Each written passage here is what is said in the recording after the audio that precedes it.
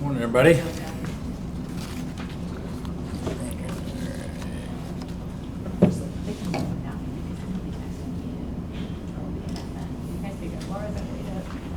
All right.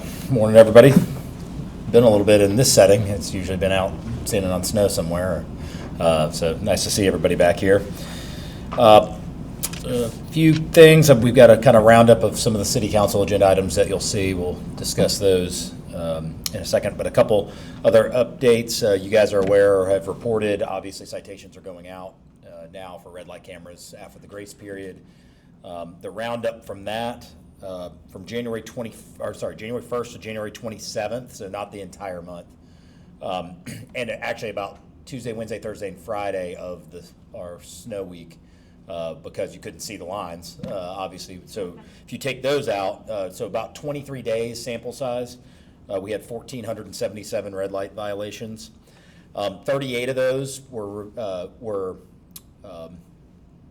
rejected by PPD officers. If you guys recall, since we've introduced this, we not only have the violation that gets tripped by the cameras, but we also have a PPD officer review them. So all of those theories that somebody being 1 centimeter over the line, or those types of things, we have a human being look at these. So they had actually kicked back 38 of them. About 4% of the total were kicked back after the camera goes through. So I share that in the idea that yes, not only is the camera identifying it, but a human being is as well. So 1,477 in about 23 days in January. The top violations were 9th and Bayou eastbound, 9th and Gregory westbound, and 9th and Bayou westbound. So if you just take 9th and Bayou, all four approaches, we had 35 red lights run a day during that stretch. So you guys have seen the video, or you've shared the video with your folks. For some reason, we like to get in our heads because maybe we don't like this idea that it's a 1 centimeter problem. When you look at the examples on camera, we're talking about people blowing through red lights that have been red for several seconds, or just deciding to not adhere to it. So if you think about that, you have these huge vehicles, 35 a day at one intersection in our city right now, with cameras up, by the way. Imagine what it was before we put those up. 35 cars a day are potentially hurting or killing people going across while we have cameras in place. So again, I think seeing these numbers is discouraging in one sense, but at least it feels like we're on the right track to try to solve a major public safety issue and a major resource issue for our first responders. So, but we have all of the approach by approach data. But as I said, 9th and Bayou east and westbound, and that is coming from the movie theater, over to the other side towards the Target and the mall. That's east and west, not the Publix towards Airport, 9th Avenue. I guess it's the Bayou Boulevard aspect. Those are the two of the three worst are east and west on that direction. Quick update on the Legacy campus, where we have a mandatory walkthrough of the complex of the representatives of the demolition companies that have been shortlisted. That is happening today. So those 5 companies are on site. Erica and our economic development office is on site, doing those walkthroughs to make sure, of course, we want the most accurate bids and they want the most accurate information possible. We had been slated for the 17th with our week of winter that we had. Those proposals have slid to just February 26th. So about another week, 7, 8, 9 day delay in getting those bids back. So the bids will be opened on February 27th instead of the 17th, is what I told you guys previously. And then the evaluation committee will meet March 20th to shortlist those proposals, and the presentations are scheduled for April 3rd. So you'd say, well, April 3rd, that's further off. When we open those bids on February 27th, we should have a pretty good indication if we've got the funding. So that's really the big question for us right now, is just making sure that if we get a spread of 5 bids and we have an understanding of what that range is going to be, regardless of who gets selected, we'll know whether we're in the ballpark or we're not in the ballpark in terms of funding the project. So even though that we have deadlines into April, I think that's going to be, it continues to be, that's the number 1, 2, and 3 most important piece of information for us, is making sure that we've got the funds to take on the demolition as we work towards who that final person would be. A quick update on Chappie James.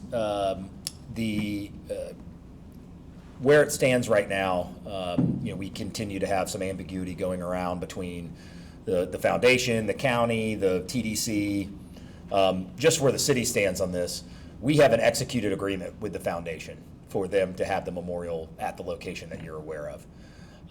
The TDC requested an AG opinion in terms of its capability to be able to fund the project. The city is already funded. The city already has an executed agreement.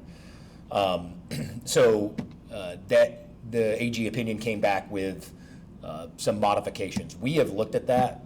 Those modifications, in my opinion, are a non-issue, meaning those are easy to do. But what I'm not going to do is have our city attorney chase ghosts for something that doesn't want to be funded. So what I hope is that TDC or the county commission, certainly either body can do it. I sure would like a sense of if they're going to fund the project before we start asking. Again, the AG did not. Their opinion has nothing to do with the current agreement between the city and the foundation, which is perfectly valid, perfectly fine. The need for modification is the ability for TDC to be able to fund that project. Is to say, well, if the city, and it gets into a lot of technical aspects, but it's not a difficult fix, and I guess I'm here saying whatever modifications need to be made for it to be able to be funded are a non-issue for us. And that ball's kind of been thrown back in our court for some reason. We are happy to do it. We would like some indication, smoke signal, something from the county or the TDC that says, well, if we do make these changes, we're actually going to fund it, because why would we open up an executed agreement that has nothing to do with our agreement with the city and make these changes and then the county or the TDC decide to not fund the project? So I guess we're a little bit of a standstill saying, all right, well, so I guess what I'm saying now is we're at the ready. Tell us when we want to make modifications, but we would love the indication from the county or the TDC that they plan on funding it if we make those changes. So that's where I believe it stands right now. So obviously our city attorney has been in conversations previously with the county attorney, but I'm just trying to get us all out of the land of ambiguity and into some finality, one way or the other. If the county and TDC decide they don't want to support the project, that certainly, I'm not trying to sway them in any direction of how they feel it's best to use their funds, but I'm eliminating ourselves as the hurdle here.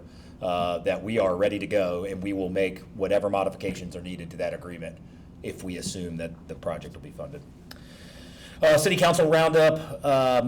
You'll see a few, obviously the agenda coming out, a few different things. We've been in negotiations with the police sergeants. You guys have already announced we've gotten the police officers completed. We are a few of the highlights from the tentative agreement that we had reached on December 20th, and it was ratified by the members of the bargaining unit. Starting pay increase for sergeants from $64,985.80 to $75,000, and max pay goes from $85,176 now to $101,000 even. And there's when you look at the agenda item, there's several different parameters. That's the high notes, but. And we can get into how it slots folks in grade and all that, but when you read it, you'll see some of those details. But obviously, this is just another step, a second step in trying to continue to address our number one issue always, which is public safety. Our police department does an amazing job. We want them to be paid competitively, and they're out there risking their lives every day, every time they leave their house, putting their life on the line, and so we continue to try to support them the best way we can. So excited to have that done and completed. You'll see a couple things on the airport terminal. One will be accepting the $5 million grant that we've already received from the Florida Department of Transportation. So you'll see that item on there. And then you'll see some information about selecting underwriters for the bond. So that's just another step, procedural step in being able to bond the funds for the airport terminal. So you'll see recommending Bank of America Securities as the senior managing underwriter, and then PNC Capital Markets and Raymond James as associates. So our standard process going through of being able to find who's going to help us underwrite and bond the project. So probably $100 to $150 million in one or more series of bonds this year to finance the expansion of the airport, and also remember the modernization. We need a new central utility plant. We would need to update baggage claims. So there's some existing modernization that will need to take place when you add the new terminal as well. So we're looking at something around that. You'll also see the mention of our accepting the recycling partnership grant. We've talked about this some, $263,000 from the recycling partnership to help us get recycling kick-started. So in the coming weeks, we will start to see some, our citizens will start to see some direct mail, some communication. We're buttoning up some final things on pricing and all of that stuff, but you should be hearing from us shortly with asking folks to opt in to recycling and telling them what the materials are. So it'll be the most comprehensive education campaign that certainly the city's ever done in regards to recycling. And so that will continue for several weeks leading up to a start date that we're looking at in the spring. So that is that. And then on the council items, MLK parade reschedule, we certainly want to thank the organizers. I think we all look back and say that was probably the right call, having all of our public works staff, instead of focused on barricades and everything else for that parade the day before the big snowstorm. I think everybody was happy with the decision. You never want to reschedule anything, but certainly that in the eyes of safety and our response, I know it was very beneficial to not have barricades out and be doing that the day before. We were looking at February during Black History Month, but I think now they will, the organizers and city collaboratively are going to hold it on Thursday, June 19th on Juneteenth. So that it'll be moved to June. A rescheduling of the mayor's neighborhood cleanup. There was supposed to be one on Saturday that was downtown, and that was supposed to be on January 25th. And we are going to hold that cleanup now this Saturday. So we're going to get, we wanted to get that back as soon as possible. I'm sure people have been stockpiling all their stuff in their garage, waiting on that cleanup. We didn't want to delay it till the back end or the end of the year. So we will get that out and going as we normally do this Saturday, and we'll make sure that we get the word out to the folks that are in that particular neighborhood or neighborhoods. A couple of repaving projects. FDOT, you guys probably got the emails, but just want to reiterate and make folks aware. Scenic Highway is getting a resurfacing south of I-10 to south of Hyde Park Road, and crews are working from 8 p.m. to 5:30 a.m., so they're working overnight. Gregory Street, there's a resurfacing from North Palafox east of 14th Avenue, and crews are working 8 p.m. to 6 a.m., and then the North Palafox Street resurfacing from Cervantes to Brent Lane, just intermittent lane closures during the day. Also, Garden Street is, if it's not already starting, Garden Street, right in the middle of our downtown, is due some work pretty shortly. We'll get exact details for you on that.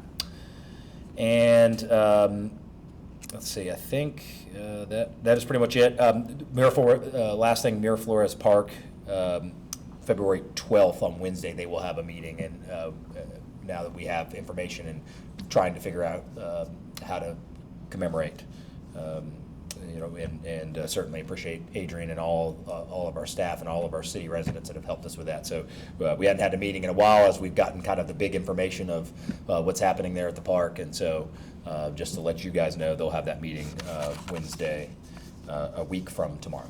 So that is everything I got, and happy to take your questions.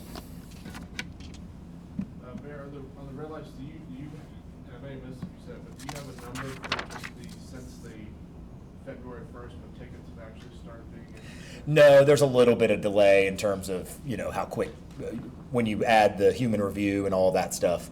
So what I'd say is it's about a week lagging. So this is fresh data that I've got for you, which is through the 27th, so that's usually about where we are. And that's as of this morning. Have you received any communication from FDOT or anything regarding lights on a 3-mile bridge? A couple of staff members said it seems that a lot of lights are out right now since the snow, maybe? Yeah, I don't have an answer for that. We can certainly look into it, but your timeline is accurate based on the feedback we've heard as well. Is probably the same that you've heard, which is it seemed to have been caused. I'm not sure if the snow caused it itself, but but it has been less consistent since then for sure. So let us look into that. We'll follow up with you. Mayor, there have been a lot of executive orders written by the president. Have we had any feedback, any funding that the city's expecting from the federal government been impacted? Not yet, not at this point. Obviously, we're paying close attention to that, and part of the great work our team has been able to do is to be able to procure state and federal funding for lots of these projects. Our conversations with Florida Commerce so far, which a lot of that federal money runs through the states, right? And so that runs through Florida Commerce. Our directive has been ultimately, business as usual at this point. And so, we continue to push forward. So there hasn't been any change in behavior, but obviously with any new administration or anything, we're gonna be paying close attention. And but as I sit in front of you today, I'm not aware of any tangible impacts of any of those executive orders so far. It doesn't mean that couldn't change.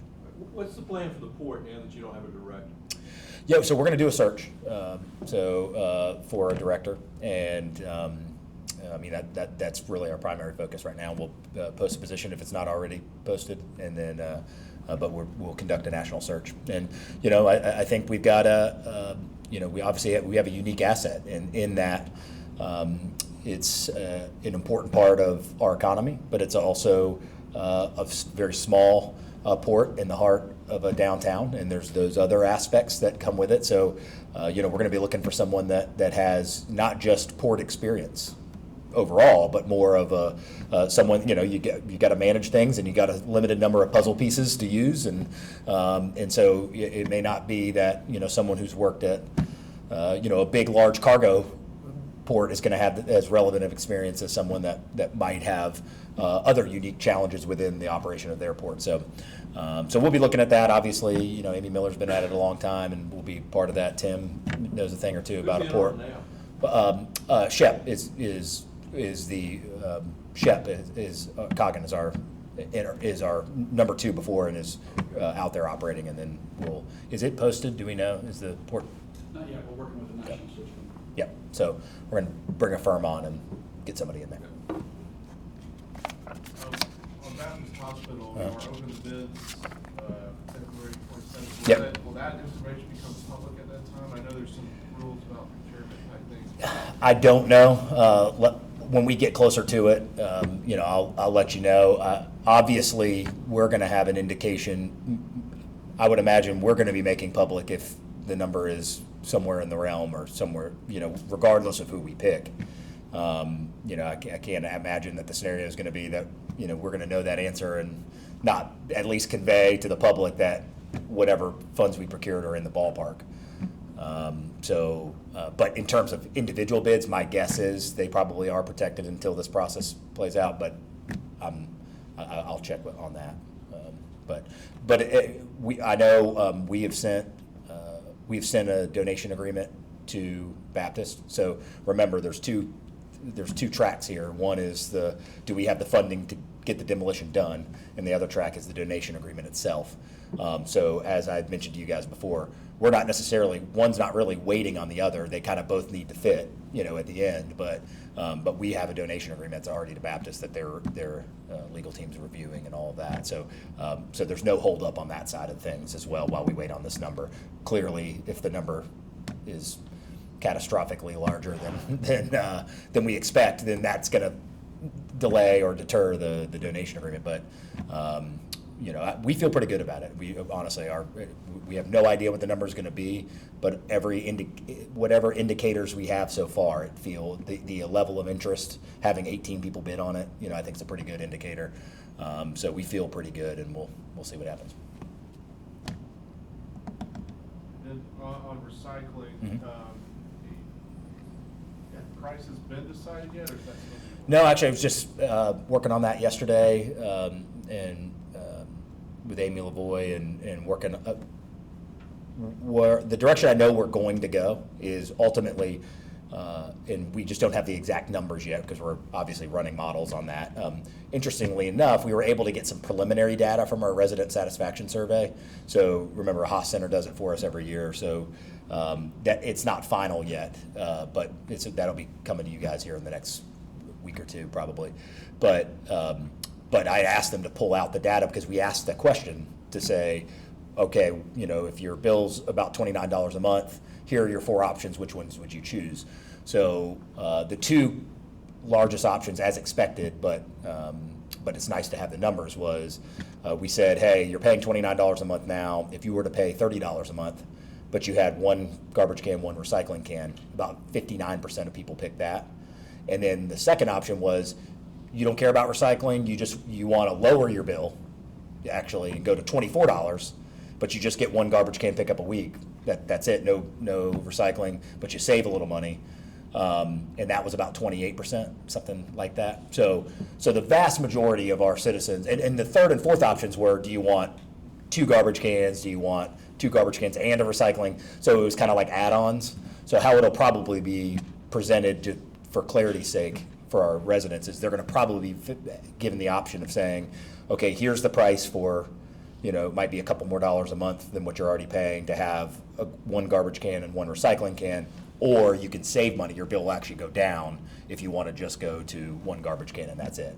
So I can tell you that 99% chance that is what the model is going to be, what that exact 24 versus 25, 30 versus 31, that's what we're working through right now that we have good actionable data that can help us model out how that'll look.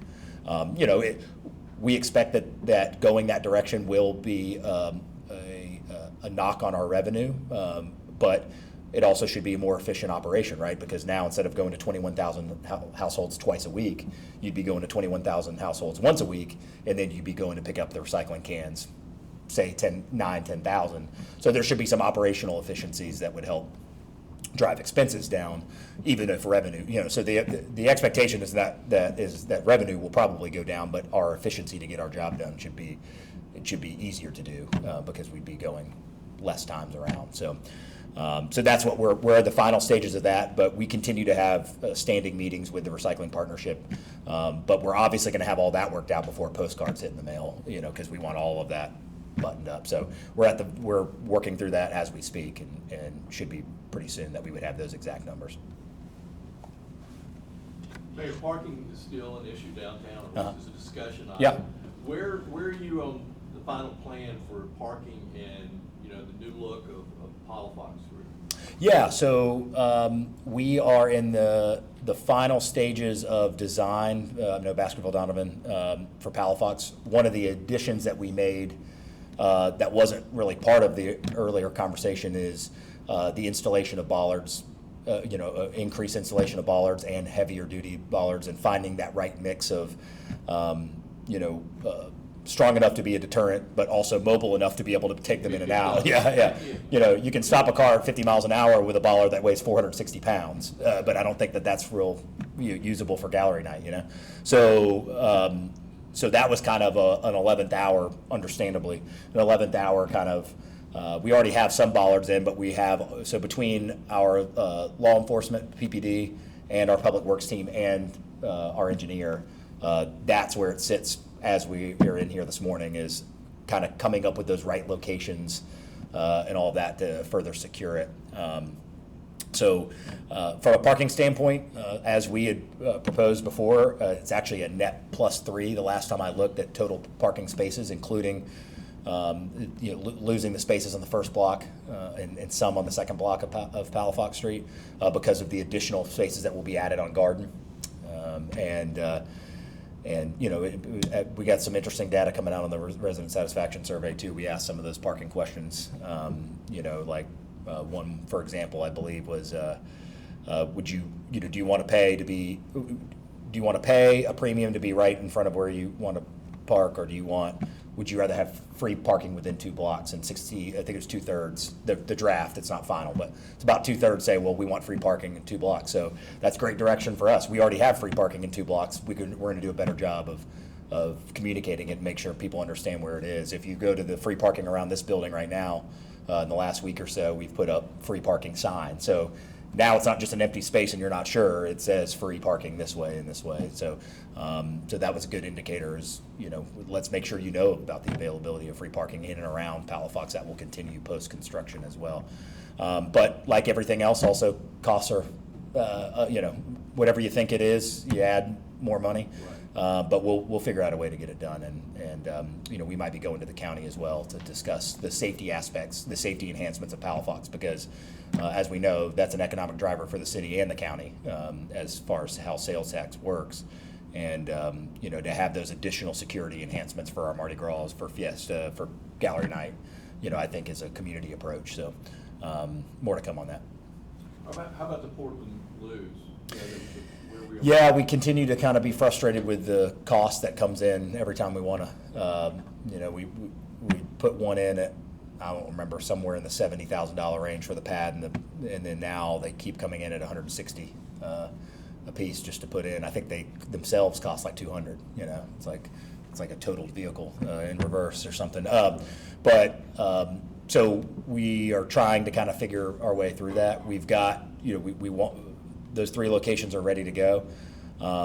But it's more motivation for us to make sure that we're getting to contractors, especially in these smaller projects, where sometimes we might be getting one bid and it be exorbitant, and then you're left with this dilemma of, do you want to spend $500,000 to put 3 Portland Blues in today, or do you want to delay another 6 months? It so puts us kind of in a tough spot.